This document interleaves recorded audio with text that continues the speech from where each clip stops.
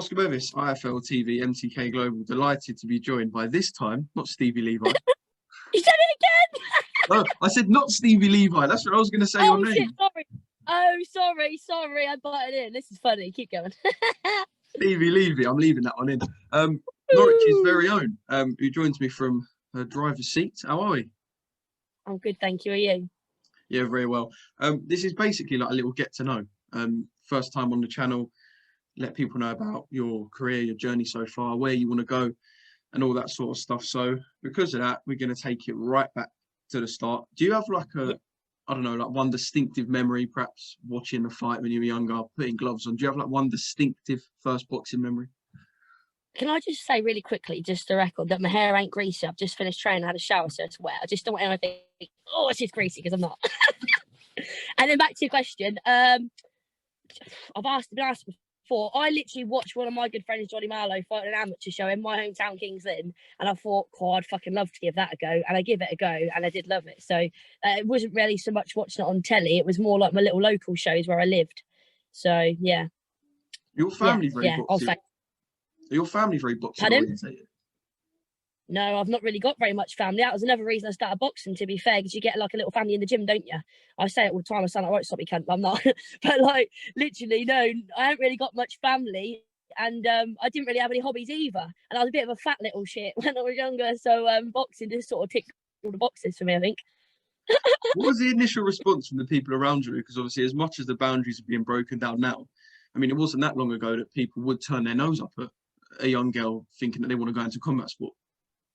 Yeah, no, to be fair, I think everyone was pretty shocked because I went from going to like little raves and DJing and, you know, being, I'd say, naughty-ish for a girl to being disciplined, and I stuck at it. But everyone, like I say, all my mates, they're so proud of me. My friends have been like my family growing up, and they're all really, really proud of me. And they buzz off it. They proper buzz off it. But anyone who knows me knows that I'm not a gobby fighting person. That ain't me. I'm a little pussy. Well, I'm not a pussy now. I was a little pussy. But it's different when you're in the gym and in the ring, isn't it? It brings out a different side to you. So, yeah, no, it's good. So that was the appeal to you, because obviously I speak to loads of pros and they'll say like the smell of the leather in the gym. There's just something that hooks you when you walk in. But it's like the whole family sort of aspect and like the buzz you get and the laugh. Yeah. Sorry, but I'm really bad for but I don't mean to. I'm fucking rude. I do not mean. At least to hold my hands up and say I don't mean to. Yeah, no, when you walk in the gym, like I say, I knew a couple of lads who were going there anyway, and you walk in the gym and you feel like you're part of something, don't you? And you know, you're all doing the same thing, and it's just out of your typical hanging around in groups, and all my mates would drink and smoke, and I didn't want to be like that. Do you know what I mean? I want to do something different, and it just, you know, all this shit what goes on in your life outside the gym, you sort of forget it while you're in there, don't you? So yeah, and I suppose the smell. I can remember the smell of my first gym. Definitely, I can still remember that. You do, don't you? So it sounds really weird, but that is like one of the most common responses I get. So obviously at some point you realise, you know, I'm decent at this. I could make something of myself, and then you think about an amateur scene. Oh, so you said at one point you're decent. I've just been looking back lately, yeah, on videos from me years ago. Fuck, I look shit. Like people used to say, they used to always say how good I am. Like they say, God, you're good on your toes. I used to jump up and down like I'm on a fucking pogo stick. That was excitement. That ain't good, is it? Like I look back and think, were they lying or do they just not know what good is? Like, I feel like I'm starting to get okay now. I'm starting to learn and I feel comfortable and like I probably look all right. But when I look back, I didn't really have an amateur background, if I'm honest. Done a lot of white collar shows because I used to make a bit of money because I've got a lot of supporters or fans, whatever you call it, friends. I made a bit of money doing white collar. So I wish I had a big amateur background, but then again, you know, like, for example, Terry Harper proves you haven't got to have a big amateur background and do well, but I sort of wish I did. But I had some good times on the white collar shows. And to be fair, there were some fucking good fights. Some of them were fucking brilliant fights. Then there's a couple where I'm like, please just fucking hit me. All my friends are paid to come watch. They want to see a fight. Do you know what I mean? There's awful people on the white collar shows too. But there is some good ones and it is experience in it. So it's better than nothing. I've been to shows where I've paid for tickets and I've been to white collar shows instead, and I've seen better scraps at the white collar shows. Oh, you do? Some of them, and the production, some of the shows I was on was fucking brilliant. Like I say, it's hit and miss, really. I've had 50 people on a fucking coach, yeah? We all travelled across the South End, like, I don't know, 3-4 hour drive. It was mental on the bus. And it got there, my fight pulled out. I had someone who was shit, yeah? And I was gutted. I really put my heart and soul into training, diet and everything. And then I've had another one where I had about 5 people come and it was fucking shit hot. The venue, it was like, damn it, why aren't they all here now? Do you know what I mean? But they do the best they could and they come whenever they could. So, yeah, I was very lucky with like the supporting side of things. And it made it a buzz. they used to be fucking loud in these venues. It was a good crack. I've gone from being like the main event on these shows to now I'm like the little newbie on the pro shows. Do you know what I mean? We're going to talk about life as a pro in a bit, but I just want to talk about the Pro Boxing Centre in Norwich where you train. Now, obviously, one thing a lot of people know about Norwich in the pro game is that it's got three brothers who I know you know very well. And I mean, what better people to learn alongside? They're not bad people to sort of watch and watch spar, even do their pads and do their bits and just suck all that sort of stuff up. Oh, definitely. You learn more off them than anyone. I've just literally today, I've had a shower and I've sat in there watching Ryan on the pads, had a chat with Liam and Michael. They're the best people to be around in boxing. I'm very, very lucky. I always big them up to everyone, but you can't big them up enough. Like I say, they're going to drive by in a minute and see me sat there posing to my phone, waiting for the horn to bib. I mean, anyone who knows him as well, especially Michael, if you've been around him for 5 minutes, he is just like as mad as a hatter as well. Oh, literally. I bet you have a good time. Yeah. Literally, I'd say Michael is probably one of my best friends in the world. But they're all married. They've got like 15 kids between them. They make me and my son welcome. I would say they're I'm stuttering now. I sound like soppy, but they're like family. I'm that close to them all. Their missuses are amazing. They might think, who the fuck's this bird in the gym, my fella? But they ain't like that. Do you know what I mean? They've accepted me as one of them. So it ain't no awkwardness. It's just literally banter. It's good. Well, no, I shouldn't say it's just a serious work shit, but there's banter with it. Do you know what I mean? There's banter alongside it. I know what you mean. And I just know for a fact, because I've seen on your Instagram that you do bits of sparring with Michael. I just know he don't take it easy. I know he doesn't. No. I know he goes hell for leather. His teeth, and while you're in there, we say fucking up, but fucking, do you know what I mean? Like, he don't hit me full pelt. I mean, I'd love it if he did, but obviously you got to be sensible, wouldn't you? Oh, but I learn a lot of him. I learn a lot of little moves, and I shouldn't say not naughty, but like just different stuff off Michael. It's a very good experience. But yeah, he can go some. I think, when was the last time I sparred him? I just finished a session. I've been there about an hour and a half. And Michael come in, he went, should we do some rounds? Oh, fuck it. I think I've done like 6 threes with him. And I only fight 2-minute rounds. When with someone like him, the pace. But I'm very, very lucky. It's a good thing to say as well. Michael Walsh, innit? I don't really know birds as him I fight. I don't, in my opinion, anyway. You fought on a show with Michael, didn't you? Yeah, that was mental. Yeah, he was the main card. He had a bit of time out, Michael. He done a charity fight to raise money for the hospital, look after his son. He's got a son very poorly, and that was towards Christmas, I think. And then February, my last pro fight, he was the main event on that. He's like 13-0, 13 knockouts. They were trying to get him a British title fight because at the time Ryan and Liam were both British champions. I mean, they still are, but I think Ryan's belt's been something's going on with that. But yeah, so try and get all 3 of them British champions at the same time. But this corona kicked in, and obviously it's all gone set back. But Michael's still training. But he won't like me saying it, but he's a little bit older than the other two, so I'm not sure how long you got fucking with boxing, but I hope that he gets a chance to do it because he's fucking capable. Do you know what I mean? So, well, yeah, he is. He's a good fighter, and he's heavy-handed as well, Michael, isn't he? Yeah, Ryan and Liam, they're all technically good, but Michael's the fucking heavy hitter, definitely. Let's talk about the program, right? So you're 2-0. You fought twice pretty quickly. Obviously, COVID ravaged some of the small hall shows as well. So we know exactly what happened there. But let's talk about the debut. How do you find the whole experience? Because obviously, I take it was nerves under the lights. You wake up in the morning, a bit nervous, a bit excited, and you get all them sort of feelings and that. Yeah, I always get emotional before a fight. I've said it in another video, I won't go into detail, but like I think it's the hunger and the nerves, the excitement. I'm just emotional mess. I am like before. But the debut, obviously, I only just cleared my medical that week, so I had to have like my brain scan, medical, wait for them to come back. As a woman, you have to do a fucking pregnancy test on the Monday before.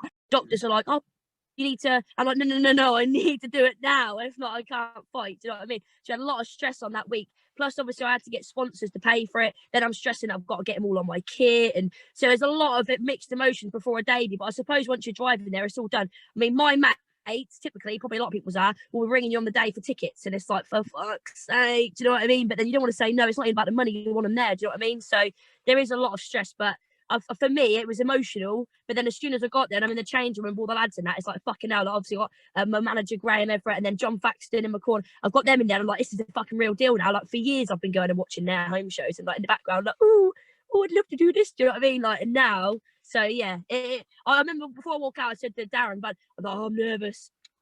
I was waiting for my tune. My mate made me my own tune. It's got my name in. Super Sharp Stevi. And it's like drum and bass because I mixed drum and bass myself. So it was like a mixture of that. And as soon as I heard that, I could hear a mate shout. And I was like, right, suck it up. suck it up. And then when I walked out, I was all right. But yeah, in that changing room, fucking hell. And I think because I'd sold a lot of tickets, I was like towards the end of the show. So it wasn't even like I was first on either. It was like getting halfway through and it's like, ooh. But I think everyone gets nervous because it means a lot to you, innit? Yeah, no, that's understandable. And you hear that cliche, women's boxing is booming all the time. But people might seem to forget that it's not all roses, it's not all easy going. You are still a small hall fighter like those men on the small hall show. You've got to do the tickets. You have to seek your own sponsorship. So it ain't easy going. No, I mean the tickets. So like I said, it's stressful. But then like the way I look at it, I'm not going to be on small hall shows forever. I'm very confident. I hope that I'll get a chance to fight on the big screen one day. And at the minute, you just got to think, although it's stressful selling tickets, which it is. Also, you're fighting on a home show with the people that you train with every day, and you've got all your friends there watching. So you've got to just embrace them moments, haven't you? Do you know what I mean? Like, it might just be a small show, but we've all got to start somewhere. And to be fair, with women, I know a lot of men, not saying they're crap, any fight's hard, but you get journeymen, they go in there, they get an easy win. People say easy win, I don't know, I'm not in their boots, but the women seem to all fucking want it. My 2 fights, fucking hell. Like they come to fucking win. Do you know what I mean? They wouldn't know like just tip tap round and that. I think because there's not as many women, they all want it. Do you know what I mean? So I mean, it's a good thing because I think women will get opportunities a lot quicker. I mean, Terry fought for a world title after what 7-8 fights, didn't she? You've got fucking Rachel Ball now, interim WBC champion after like 8 fights. It's mental, isn't it? I think if I'd have had a couple, I was thinking if I'd had a couple more before lockdown, I might have got a chance to go on that fucking what is it, Eddie Hearn done in the garden? I can't think what it's called. Fight camp. Fight camp. Yeah. I've got hope. I think they might only be able to get UK fighters, mightn't they? I mean, my manager wouldn't chuck me in deep, and I know he wouldn't. But if he thought I was okay to do it, he'd let me. Do you know what I mean? So just got to keep hopeful, ain't I? But like I say, I'll probably it'll happen one day. So. Well, I hope so. Let's talk about that team around you. So you mentioned your manager. You mentioned a little bit about your coaches and the trainers and the people around you on sort of on your professional debut night. Talk to me about them and take it you first met them when went straight into the gym, or did you have trainers beforehand? For the process? Yeah, no, so originally from King's Lynn, and I've been training. I started boxing about 10 years ago or so, and I had my coaches Mel Payne, Rooster, Taz, Paul Faulkner. They're still very, very good friends of mine, and I work in that gym in King's Lynn. I do kids boxing classes, only fitness. I have loads of girls, and I have women boxing classes. So I'm still part of that little family. When it comes to training, I worked in office for 7 years selling car insurance. When my little boy started school, I left there and started working in the gym at weekends. So I'd have all week to come here every day. I'd take him to school, drive here, train a couple of hours, drive back, have a run, pick him up. So now I'm full-time with Graham. So you've got Graham Everett, John Faxton. We've got a lot of people. There's a man called Darren Byrne, Tony Norman, Matt Smith, Stephen Potter. There's a lot of people that bring their lads in, and they all chip in and train us together.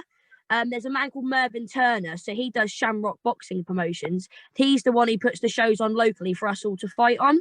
So as I say, for now, I'm guessing that's where I'll stick until another opportunity comes. But Graham, my little boy's dad was pro. We haven't been together for like 5 years. We're still friends though. He's got a new missus, blah blah blah. Different story. But anyway, I met him in the gym that I work at now. We trained together, and he went pro with Graham, and he only had 2 pro fights, and he quit. But I used to go once or twice a week, and like sort of Graham would let me train in the background. And me and Charlie broke up, like I say, years ago, but I kept in contact with Graham, and he used to let me go and train every now and again. So I sort of become familiar with like Ryan Walsh and that, and we had Zafe there, Scott Moyes. There's all their little regulars. I become friends with them. And so when I actually went pro about 1.5 years ago, started coming there full time, I already knew most of them. So it weren't like, oh my God, I'm a fucking girl walking the gym, I'm nervous. It was like, what you say? I'm a fucking party team. Do you know what I mean? So, but yeah, the ones at King's Lynn Gym, Heroes Gym, I'll have the odd session with them sometimes still, but I think they sort of leave the training side of things to Graham now. Do you know what I mean? So, but like I've got the same bond with him like I did my coaches, and like I want my girls to have with me. It's like you're fucking like a parent figure / best mate, brother or sisterly. Do you know what I mean? You get the best of everything out of a coach, don't you? So I was like, I'm lucky. I've got fucking, sorry, I keep swearing, loads of people that help out here. So I'm one of these people. Yeah, it takes. So you can explain something to someone, they pick up straight away. I don't. I need it explained again and maybe a bit differently. When you've got different people explaining the stuff, one person will say something, I think, fucking hell, it's clicked. Why didn't that click in before? Like the difference between me now in the last 1.5 years to any years before that, I'm a fucking different person. And that's no disrespect to my old coaches. I don't know what it is. Maybe it's the fact I've come in around pros, I think I've got to fucking switch on. I don't know what it is, but I look back on a video of me on the pads from 4 years ago and it was so embarrassing. Like, I've cringed the fuck. People commenting like, "Oh, you look great." I think, you fucking blind or what? I look shit. Be honest, I look shit. But at least it shows how far I've come. Do you know what I mean? You're going to have to stop watching all this stuff back, because you told me you look back at some of your old fights and you think you look shit. You look back at the old pads. You're just going to have to cut watching all the old stuff.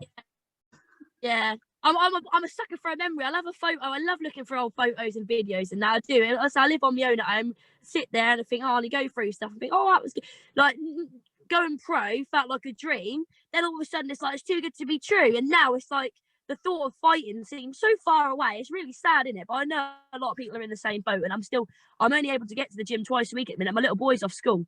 So pros are allowed to train still. I'd normally be here every day, but I can't because I've got my little boy. I've got to try and fucking homeschool him as well. So, but I'm just grateful to even get down here a couple of times a week. I've been training at home in the meantime, the best I can anyway. It's interesting that you mentioned the fact that you train these young girls as well, because obviously you've got more going on than just a professional career. What do you place? How much importance do you place on everything else? Because obviously I know you're going to tell me in a little bit you want to be world champion. I know you want to succeed as a professional boxer, but where do you sort of place? I don't know, how much importance do you place on all this other stuff as well? Can I just interrupt that? Everyone wants to be a world champion there, but I'll be happy with Commonwealth because the belt is beautiful. It's all multicoloured. That's what I'm aiming. Isn't it? Yeah. Anyway, you know what? Yeah, a while back, a couple of years ago, I'd have people message me going, "Oh, my little girl would love to try a bit of boxing. Do you think you could train her?" And the amount of people that would ask me, I think, I ain't got fucking time. So I started doing a girls' boxing class. I said, no fighting, it's only boxing fitness. Do you know what I mean? Just a bit of exercise, you know, make some friends or whatever. And like the second, third weekend, I had like 36 girls. What fucking hell? So I split it into 2 groups. But I've done girls only because a lot of girls probably intimidated being around blokes. You know what I mean? I thought I'll just do a girls one and it's hit it off. But the I'd say it's not a problem. I've got that close to them, these girls. It's like they're like my little best friends. So it ain't just a matter of fact I'm going and doing a job. I'm going in and I'm speaking to them all. I like I say, I'm their fucking mother figure, sister figure, agony aunt. It's mental, but it's brilliant because I don't really have a social life. My little boy goes to dad's at weekends. I work Friday evenings. I do a women's boxing fitness class. I work on shift as well. I do 1-to-1s. Saturday I work all day in the gym on shift doing protein, the actual gym bit. Do you know what I mean? I do the kids classes. Then Sundays I train. So I don't go out on a Saturday night and socialise. So I'll go home on my own. But then if I think back and I think, fucking hell, I've fucking had a laugh with like 30 different people today. Like, brilliant. Oh shit, I'm spat. I'm not lonely or anything anymore. I've literally got loads of people around me, and these young girls look up to me and like they get excited to see me, and I just think they're going to grow up and always be my friends now, and they're so proud of me and I'm proud of them. And but I say some of them, they're fucking good and they want to spar, but I said I can't have that. I'm not a fucking trained professional coach. I can't. Well, I shouldn't say that.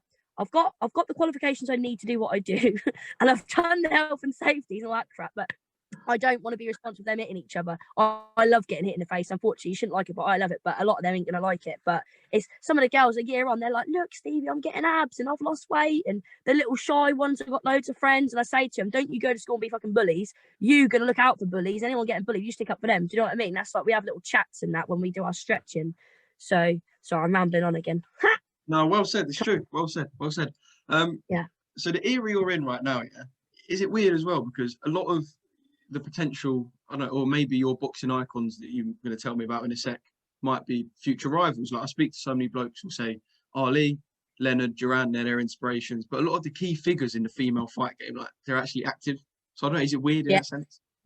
Yeah, I know what you're saying. I suppose the main one in my weight category is like Terry Harper, isn't it? At the minute, you'd think I'd be fucking hell, she's out of my league. But by the time I get put in with somebody like her, I'll be at that league. Won't I? My manager ain't going to say, right, you're fighting her now. I'm not a fucking big head saying I'd fucking do it. Do you know what I mean? I've got loads more to learn. I've got a lot more to learn. But yeah, you got Terry Harper. There's a girl called Ramla Ali in there. She's my sort of weight class. Ellie Scottney, she looks fucking quality. I think she's going to be quality. But then even people like Shannon Courtney. I mean, I fought super featherweight, and that was on the day weigh, and I made the weight easy. It's not down to me, it's down to the manager. But I reckon I could easily make super bantam overnight. Do you know what I mean? And I'll watch what I say. I'm not a bitch or anything, but there's certain people that you sort of want to punch in the face and you'd be revved up to fight. Then there's other people like Terry Harper. She seems like a lovely girl. I would never be able to get in there and think I'm going to fucking hurt you. But obviously, if it comes that's to why it, I don't get why Michaela Mayer's bringing that hate. I've met Terry. She's doing it. She like Terry said though. At least she's getting Terry's name out there, isn't she? She's got no need to do that, but maybe she just wants people talking about. With men, they've got to be arrogant and call people out because there's so many that want to stand out. Whereas I think with women, we don't need to be arrogant because there's not many anyway. I think your actions speak louder than words. There's no need to be like that. I couldn't be like that. Do you know what I mean? But I suppose if it comes to it and someone's being a cunt, being horrible to you, then but. Terry ain't done nothing to ask for that, has she? I just think she's jealous at Michaela and what a bit of the limelight, don't she? Terry deserves every bit of limelight she's getting right now. So, you know. But yeah, I know what you're saying. But yeah, like I said to you before, I don't know many names of people that I could potentially fight. I think you're going to have people abroad, maybe foreign people to start with, aren't you? I think my two were both from another country who I fought. But then when it comes to it, the main ones are active, aren't they? Yeah. I mean, I won't get. Do you know that? Yeah, that sort of sorry. Do you know that sort of super featherweight mix? Yeah? Who's coming out on top? Come on, who's the queen at the end of it all? Harper, Hamadouche is the other one. Choi and Mayer.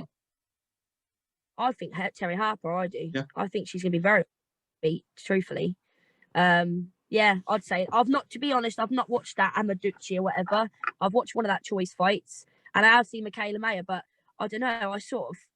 I don't know. Personally, I believe that the heart is going to overcome the fucking cockiness. And I think you've got Kayla May who's very cocky and Terry Atwood's got a big heart. So I would choose heart over cockiness personally. That's why I've got a good chance because I've got a good heart. It sounds like it. Stevie, thank you very much for jumping on with me. I've got to say, I like the Larry jacket as well. And can you just show the back seat, by the way? That scared the shit out of me. I look in the back seat. I thought, in the dark. There's like someone off. Who the fuck's watching me? Bad man. Do you know what I mean? Show me. I'm not gonna show you what I mean because I haven't met you before, have I? Hold on. I am Batman. Big Batman fan, then I take it. No, I'm not even a Batman fan. I'm just a twat, and I like the logo. And I randomly thought I've got random tattoos. I don't really think I sort of do before I speak. What's the word? You're meant to think before you do things, but I'm like the other way around. So I've got a few silly tattoos, but they make people smile. And when I'm old, my biggest worry is my shit tattoos. I've had a good life, so yeah. I love it. I've got to ask quickly, actually, because you said this earlier. You know, you said you were doing DJ mixing and sort of stuff like that. What sort of music you into? I mainly when I mix, I'm a drum and bass DJ mainly, purely because of the events that I've been invited to play at and stuff. Like bassline as well. I'd mix anything, but I ain't got the tunes. Like I used to go to these raves like years ago with my friends, and I'm not one of these ones who wants to get off my face and laying ditches and all that. Do you know what I mean? I just went for the company and the music. So I started learning to mix, and my mate gave me some drum and bass tunes. And because I'm a girl, everyone kept asking me to play. And then because I weren't wrecked, I would actually play good. And then I thought, fucking hell, there's people getting paid like 300 quid an hour here and I'm better than them. So I started charging a bit of money. And then because obviously I'm flat out with the boxing and work and my little boy now, I thought I'll only do it if I get offered the money. Not that, just at the end of the day, other people are making money out of it and I ain't got the time. Do you know what I mean? So if I get asked to go play at a drum and bass event, I'll play drum and bass. If I get asked to go play somewhere else and play bass, I'll play that. Do you know what I mean? I can pretty much play anything, to be honest. It's a good skill, actually. It's different, isn't it? But there's not as many. Again, there's a lot of women now. When I started doing it, there weren't that many women. So everyone's like, oh my God, I could play it. You could go play some tunes, yeah, no offense. And they'd be like, oh, this is fucking shit, I've been rinsed. I'll play it. They're like, oh my God, it's great. Because I'm a bird, do you know what I mean? And when I was fighting white collar shows, I'd take my tickets with me. So I'd be at these events and everyone would be wrecked. I sold one bloke, ticket 3 times in one night. He was off his face and he's kept dribbling all over the decks. And he's oh yeah, I'll come to you. I'll come to you. Like, yeah, I enjoy a ticket. That's horrible, innit? I've only done it once. At least I'm honest. But yeah, I sold to my ticket 3 times. He's that wrecked. Didn't know what he did. He didn't even come to the fight, but I sold 3 tickets. Oh, that is blinding. Do you remember? Was it Ryan or it was Ryan? Do you remember he done that ring walk where like he what was that? Didn't he do a ring? Where he leant walk? over and fell. Is that what you're gonna say? When he done a flipping and fell? Did he do like a ring walk where? Who am I thinking? No, I'm not. Sorry, it weren't Ryan. I don't know why I thought it was Ryan. It was Scott Quigg. Do you remember he done that ring walk where he left his house and he like walked to the arena? Have you ever seen that? They like put on the screen him leaving his house and walking to the arena, but he was like backstage. That sounds like a Lee Evans thing, doesn't it? Before he goes on the stage. Yeah, it was like that. I'll send you. You know what I mean? But I was thinking, surely at some point you got to incorporate a bit of DJing into the old ring walk. Yeah, well, my mate, like I say, you know that song what goes super sharpshooter. My mates made a remix. It starts with church bells, yeah, because I fought someone years ago, and at the start of her entrance tune, it was like dong, like the Undertaker, dong, and I shit my pants. I thought, I'm fucking snatching that. So I got that at the start. Then it's like the S, the U, the P, the E, the R. They go, super sharp, Stevie. Don't you know I'm loco? And then it remixes out, and then it's like ding, dong. I can't do it. It's Cypress Hill, and then it's drum and bass. It's like a big mixture, but it's fucking brilliant. I like it. It's unique. It's different. And my mates hear it. They know I'm coming out, and I think I can't wait to hear that on like a Sky Sports show and live on telly. That would be different. Do you know what I mean? My mate Scott Moyes, yeah, he's retired now, but he used to walk out to fucking I'm a Barbie girl with a duck mask on. It's hilarious. You can't have a good ring walk, can't you? You go down in like that British boxing folklore of people when people go, do you remember when she done that? Yeah, you want to stand out, don't you? But yeah, like because that Batman tattoo, my old I sound like Norfolk tattoo. My old coaches got me some Superman shorts with Super Stevie because they thought I had Superman tattoo. It was actually Batman. They got it wrong, and they put Super Stevie on it. And I thought, oh, it's got a ring to it. So I was Super Stevie, and then my little girls in that we're all called the Super Stevie Squad. And I said, look, when I go pro, I said a bit cringy. I'll drop the super. Anyway, I walked out, yeah, and I slapped my Superman shorts on because it's like they're good colour theme. And they were like, Super Stevi Levy. I thought, oh, fuck it, I'll keep it. Do you know what I mean? It's memorable, innit? Do you know what I mean? So. Oh, brilliant. Before we wrap this up, a little shout out to Dave Allen as well, because Dave said to me, get in contact with Stevie, get an interview done. So I can imagine, I didn't ask you about you and Dave. I take it you and Dave are close. Oh yeah, no, I got his number off someone. That was a year ago now in January, and I sent him a random message, and it turns out he's as random and weird as me. So we get on very well. Yeah, we're very, very close mates. Yeah, we're yeah. I can be quite a random fucking weirdo sometimes. Just like my sense of humour is weird, and the more I've got to know him, his sense of humour is definitely up my level of. We get on very, very well, but he's got a massive heart, isn't he? And that's very kind of him to say. He said I'm in a group chat with him and his lads that he trains, so I'm sort of like the mummy in the group. And he was saying that Coogan done an interview with him and the other lads the other day, and about IFL. I was like, God, I'd fucking buzzed an interview for them. And he's like, oh, I'll message him and get you on. I was like, really? Like, he done that punditry on a boxing show the other week, and the bird that I fought my second pro fight, she was fighting, and he gave me a shout out. He was like, shout out to Stevi Levy. I said, David, I actually cried. Like, to hear my name on telly though, like, I'm a nobody, that really made me happy. Do you know what I mean? So I think, those little things like this mean the world to me. Do you know what I mean? They really do. So yeah, thank you for that, David. Bless him.